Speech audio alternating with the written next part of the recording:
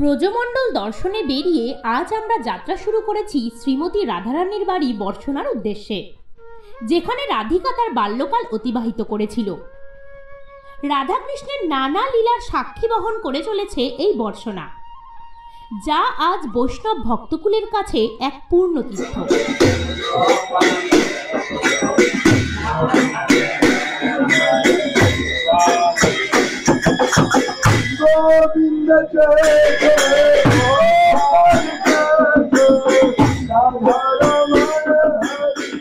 বর্ষনা উত্তরপ্রদেশের মথুরা জেলার একটি অনন্য সুন্দর পাহাড়ি শহর, যা তার সমৃদ্ধ সংস্কৃতি ও আধ্যাত্মিক তাৎপর্যের জন্য বেশ পরিচিত। এই বর্ষনাতেও রয়েছে রাধাকৃষ্ণের স্মৃতি বিজড়িত বেশ কিছু দর্শনীয় স্থান। বর্ষনায় কি কি দর্শন করবেন, কিভাবে আসবেন ও কোথায় থাকবেন ইত্যাদি বিষয়ের যাবতীয় তথ্য জানতে ভিডিওটি অন্তিম পর্যন্ত দেখতে থাকুন।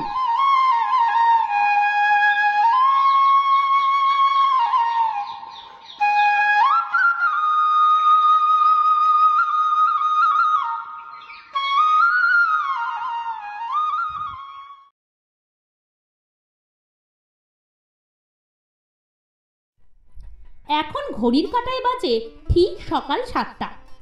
আমরা মথুরার hotel Ganapati palace check out করে বেরিয়ে পড়লাম শ্রীমতী রাধারানীর বাড়ি বর্ষনার উদ্দেশ্যে। মথুরায় আমরা 2 দিনে দর্শন করেছিলাম মথুরা ও মথুরার আশেপাশের প্রায় সমস্ত দর্শনীয় স্থানগুলি। প্রথম দিন আমরা দর্শন করেছিলাম মথুরার জন্মভূমি মন্দির সহ মথুরার আরও প্রায় 10টি দর্শনীয় স্থান। আর মথুরা থেকে দ্বিতীয় দিন দর্শন করেছিলাম গোকুল, রমনরেতি, বলদেব, চন্দ্রাবলী মন্দির, শ্রীমতী রাধারানীর জন্মস্থান, রাভাল সহ আরও বেশ কিছু দর্শনীয় স্থান। মথুরা দর্শন 3টি পর্বে এই সমস্ত দর্শনীয় স্থানগুলির ভ্রমণ গাইড ভিডিও তুলে ধরা হয়েছে। ডেসক্রিপশন বক্সে ভিডিও লিঙ্ক দেওয়া আছে, সময় করে অবশ্যই একবার দেখে নেবেন।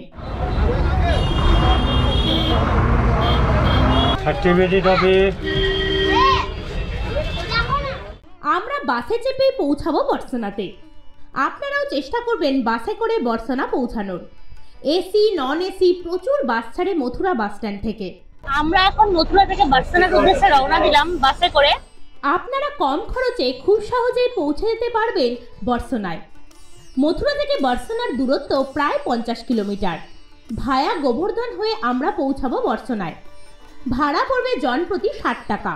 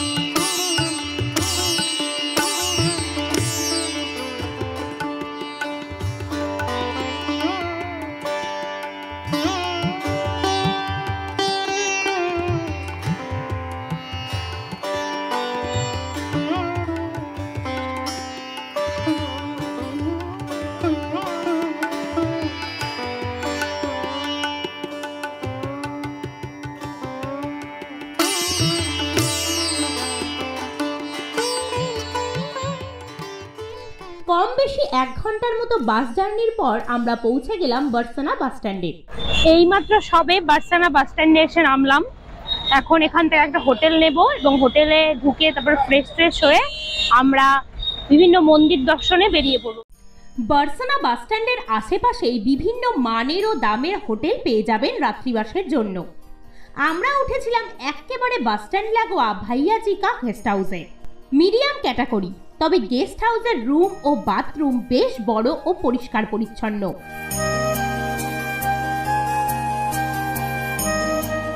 এক নাইটের জন্য এই রুমের ভাড়া পড়েছিল 1200 টাকা। আমরা এই রুমে 2 নাইট থেকে দর্শন করব বর্ষনা ও বর্ষনার আশেপাশের জনপ্রিয় দর্শনীয় স্থানগুলি।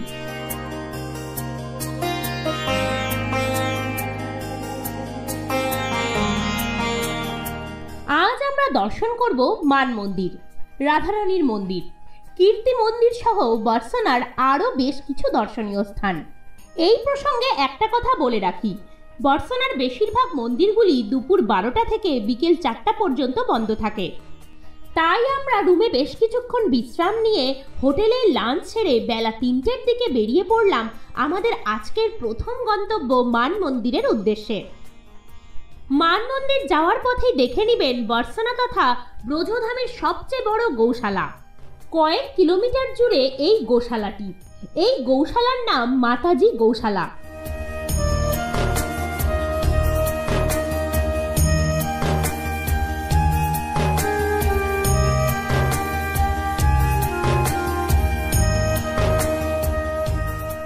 এত বেশি পরিমাণে গোমাতা দেখতে পাবেন যে কেউই অবাক হতে বাধ্য। আর এই গোশালার গোমাতা গণনা করাও একটা চ্যালেঞ্জের ব্যাপার। আমি 100% শিওর আপনারা কোনোভাবেই গোমাতা গণনা করে উঠতে পারবেন না।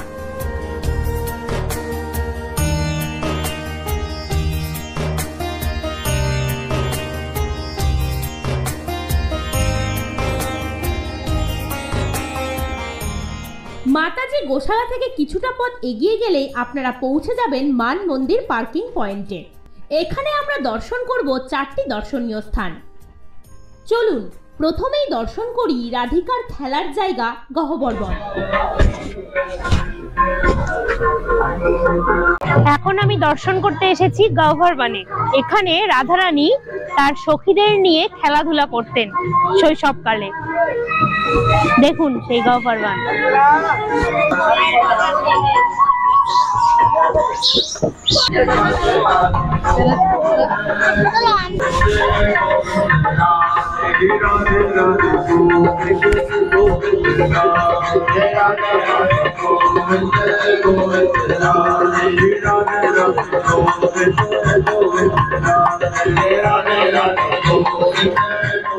জানা যায় এই স্থানে রাধিকা তার সখীদের নিয়ে ছোট্টবেলায় খেলাধুলা করতেন।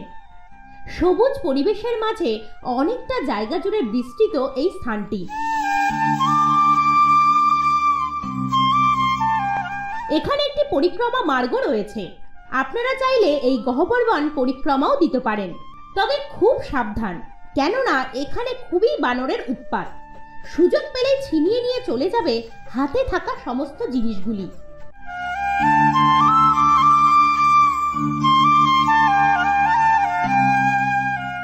গহ্বর বন দর্শন করে এবার আমরা পদযাত্রা শুরু করলাম মান মন্দিরের উদ্দেশ্যে। এখন আমরা প্রায় 300টার মতো সিঁড়ি আছে, সিঁড়ি ভেঙে মান মন্দিরে পৌঁছাচ্ছি। পরিবেশটা খুব সুন্দর, পুরো পাহাড়ি পরিবেশ। রাধে রাধে রাধে রাধে। বর্ষনার এই মান মন্দিরটি ব্রহ্মগিরি পাহাড়ের একেবারে চূড়ায় অবস্থিত।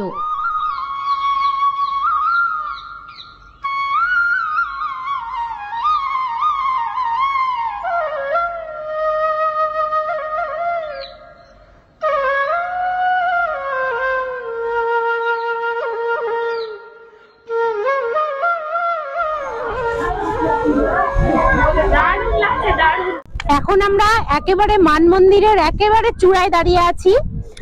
মন্দিরটা যদিও বন্ধ রয়েছে এখন। এখান থেকে এই মন্দিরের একদম সামনেই, একদম এখান থেকে পুরো বর্ষনা শহরটা দেখা যায়। দারুণ সুন্দর লাগছে।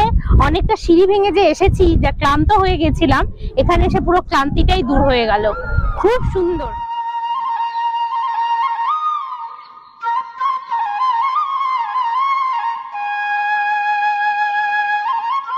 কিছুক্ষণ পর মন্দিরের দরজা খুলে গেল। আমরা প্রবেশ করলাম মান মন্দিরের ভেতরে। অনেকটা জায়গা জুড়ে বিস্তৃত এই মন্দির চত্বরটি। সারা বছরে প্রচুর ভক্তদের সমাগম থাকে এই মন্দিরে। রাধে কৃষ্ণ রাধে কৃষ্ণ।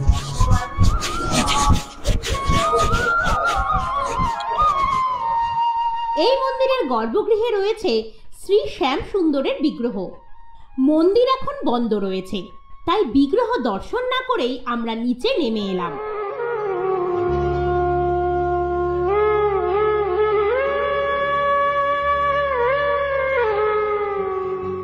আপনারা মন্দিরের নিচে এলেই দেখতে পাবেন কিছু অলৌকিক বৃক্ষ, যেগুলির প্রতিটি কাণ্ডই নিচের দিকে সমর্পিত। ভক্তদের বিশ্বাস এই বৃক্ষগুলি রাত্রিবেলা গোপী রূপ ধারণ করে।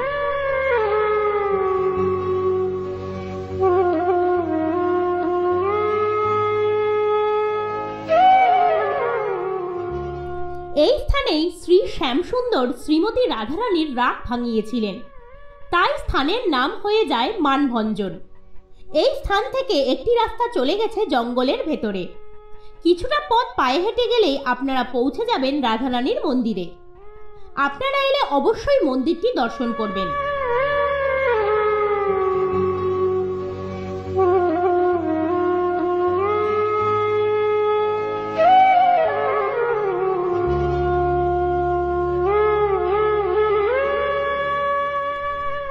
এই স্থানে রয়েছে আরও দুটি দর্শনীয় স্থান, একটি চরণ মন্দির ও দ্বিতীয়টি মৌর বিহারী মন্দির। বেশ কিছু খাড়া সিঁড়ি ভেঙে পৌঁছতে হবে মন্দিরগুলিতে।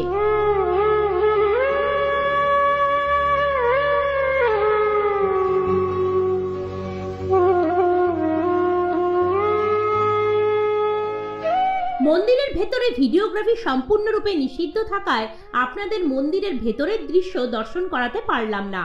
আপনারা এলে মান মন্দিরের পাশাপাশি এই মন্দির দুটো দর্শন করে নেবেন।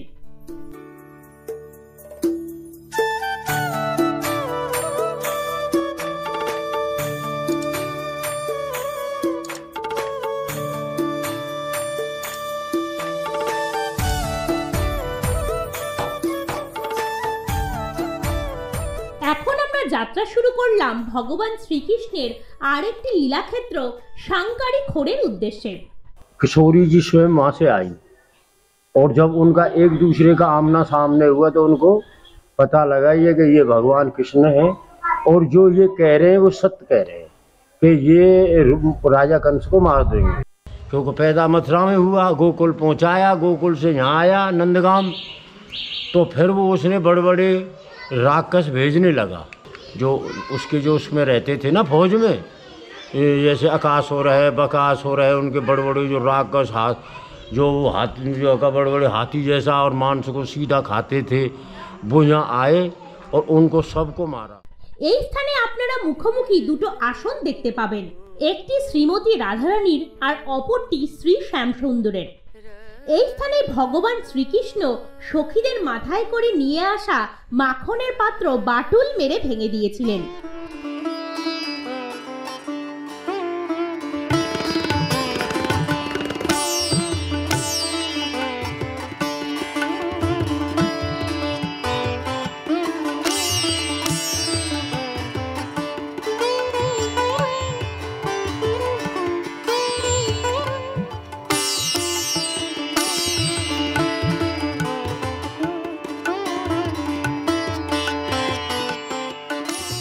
এখন আমরা পৌঁছে গেলাম বর্ষানার আরেকটি বিখ্যাত দর্শনীয় স্থান প্রেম সরোবরে।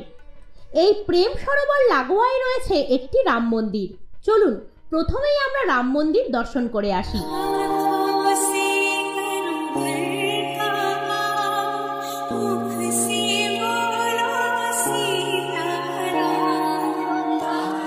অনেকটা জায়গা জুড়ে বিস্তৃত এই মন্দিরটি সাদা মার্বেল পাথর দিয়ে নির্মিত।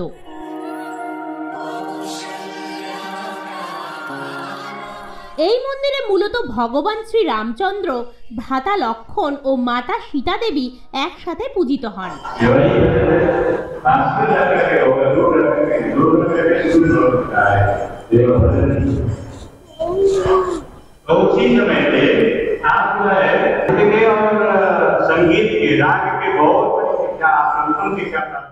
আপনারা এখন দর্শন করছেন প্রেম সরোবর। কথিত আছে যখন শ্রীকৃষ্ণ এই ব্রজধাম ছেড়ে দ্বারকায় চলে যান, তখন শ্রীমতী রাধারানী কৃষ্ণ বিরহে প্রেম অশ্রু বিসর্জন করেছিলেন। এতটাই অশ্রু বিসর্জন হয়েছিল যে একটি সরোবর তৈরি হয়ে গিয়েছিল। তারপর থেকে এই সরোবরের নাম হয়ে যায় প্রেম সরোবর।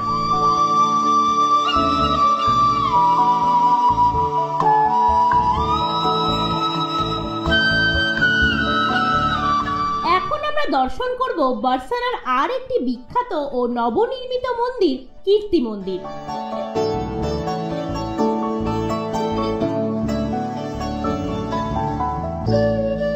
শ্রীধাম বৃন্দাবনের প্রেম মন্দিরের আদলেই তৈরি করা হয়েছে বর্ষানার এই কীর্তি মন্দিরটি, যা বর্তমানে বর্ষানার মূল আকর্ষণ।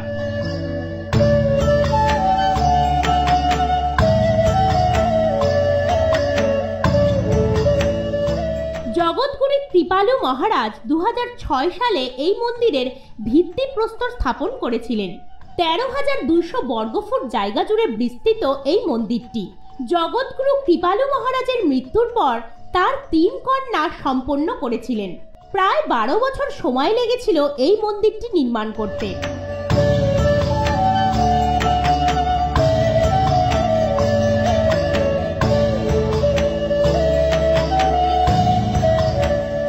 এই মন্দিরের নামকরণ করা হয়েছে শ্রীমতী রাধারানীর মাতা কীর্তি দেবীর নাম অনুসারে। পৃথিবীর মধ্যে এই মন্দিরটি একমাত্র মন্দির যেখানে শ্রীমতী রাধারানী মাতা কীর্তি দেবীর কোলে বসে রয়েছে।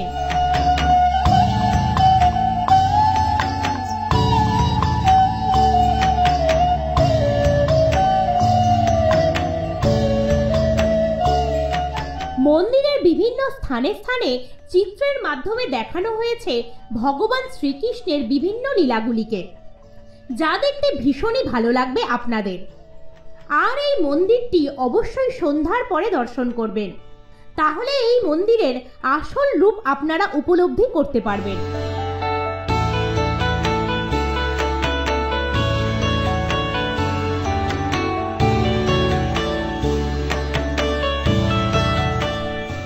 বর্ষনা দর্শনের আমাদের অন্তিম দর্শনীয় স্থান বহু প্রাচীন রাধারানীর মন্দির। আমরা এখন সেই রাধারানী মন্দির দর্শনের উদ্দেশ্যেই যাত্রা শুরু করেছি। প্রায় 500 মিটারের মতো পথ পায়ে হেঁটেই পৌঁছাতে হবে এই রাধারানীর মন্দিরে। রাধারানী মন্দিরের যাওয়ার পথেই পড়বে পুরনো কীর্তি মন্দির। এই মন্দিরটিও অবশ্যই দর্শন করবেন। জানা যায় শ্রীমতী রাধিকা যখন রাভাল থেকে বর্ষনায় আসেন প্রথম এই স্থানেই উঠেছিলেন।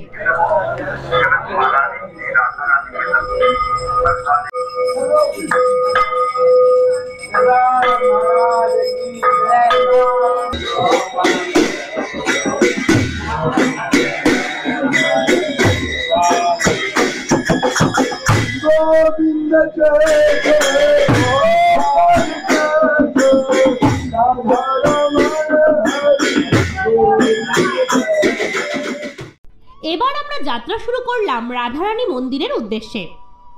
প্রায় 200টার মতো সিঁড়ি ভেঙে পৌঁছাতে হবে মন্দিরে।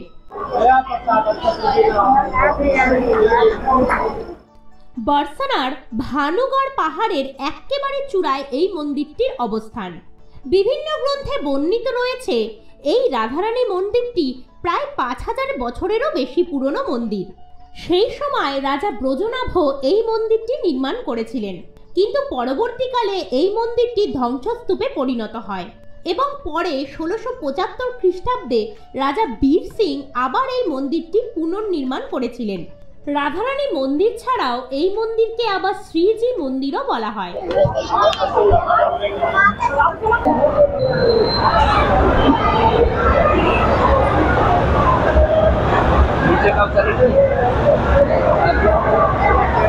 লাল ও সাদা মার্বেল পাথর দিয়ে তৈরি এই মন্দিরে মূলত রাধারানী পূজিত হন।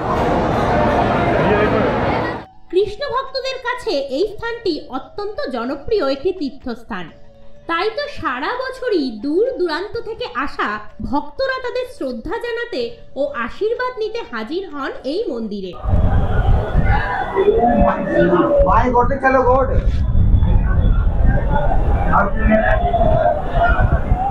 এই মন্দির থেকে আপনারা বর্ষনার বেশ কিছু অংশ খুব ভালোভাবে দর্শন করতে পারবেন।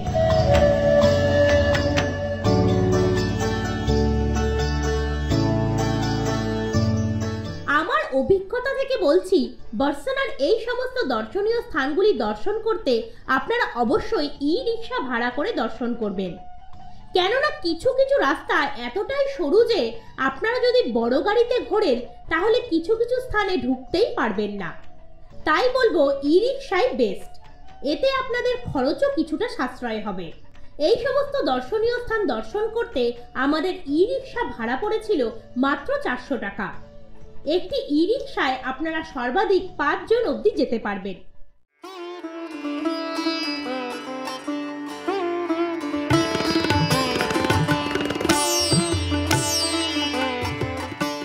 আগামীকাল আমরা দর্শন করব অষ্টসখীর বাড়ি। বা অষ্টসখী মন্দির ছাড়াও আমরা দর্শন করব নন্দগাঁও ও নন্দগাঁয়ের আশেপাশের বেশ কিছু দর্শনীয় স্থান।